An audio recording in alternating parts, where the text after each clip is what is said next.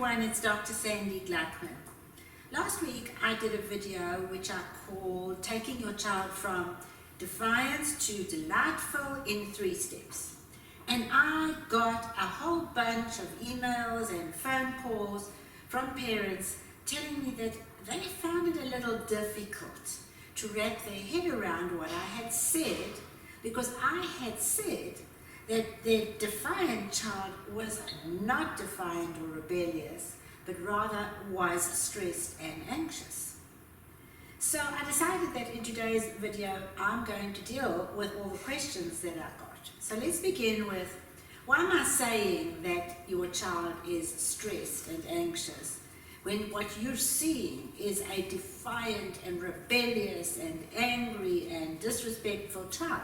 So here's why I say this. It's because when your child is stressed and anxious, there will be stress chemistry flowing through your child's body, which results in one of 2 kinds of behavior, what we refer to as fight or flight.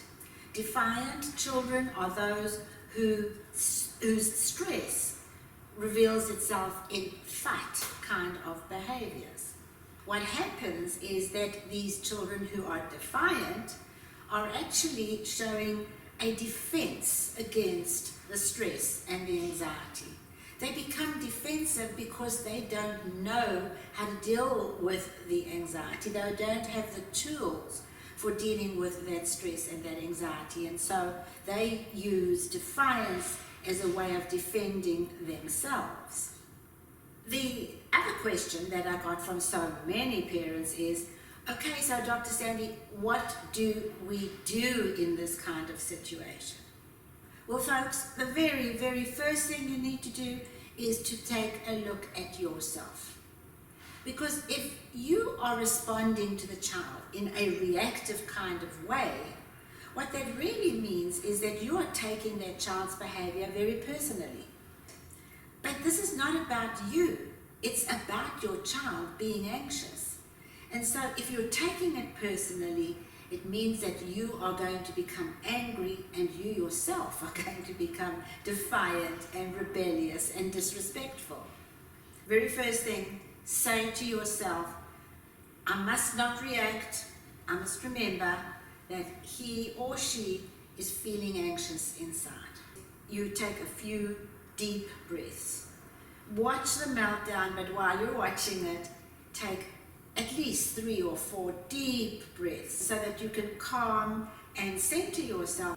Then what you do is you go down to the level that your child is at. Because what you want is to be eye to eye, chest to chest, and then what you do is you look in their eyes and in a very gentle, soft, calm voice, you say something that sounds like this.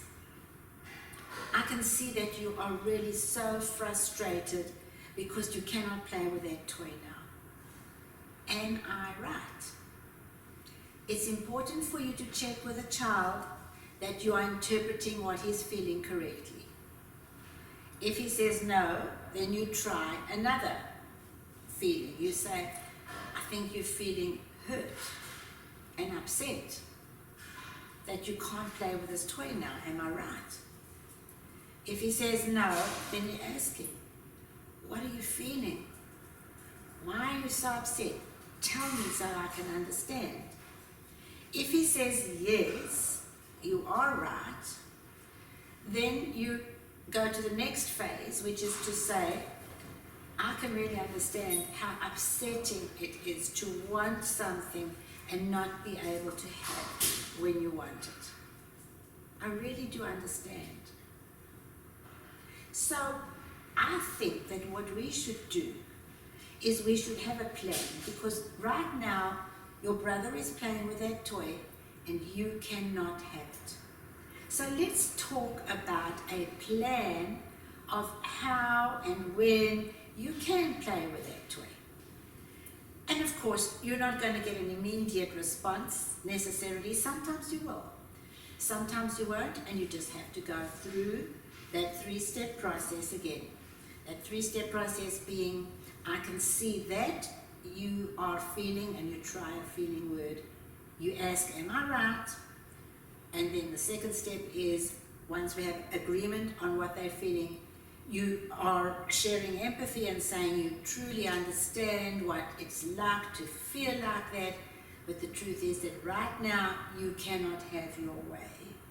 And then the third step is to take a few deep breaths with your child and say, we are going to talk about a plan so that you can have your way and how that can happen.